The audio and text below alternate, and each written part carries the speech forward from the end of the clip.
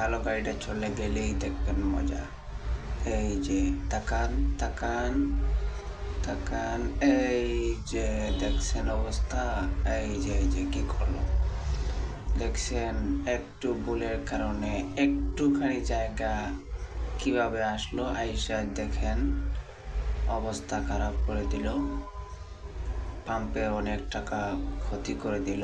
এই মুহূর্তে যদি কেউ ভুলবশত একটা মেসের আগুন মারতে পারে তাহলে তো সে সব কিছু জ্বলে পুড়ে ছাই হয়ে যাবে। দেখছেন অবস্থা,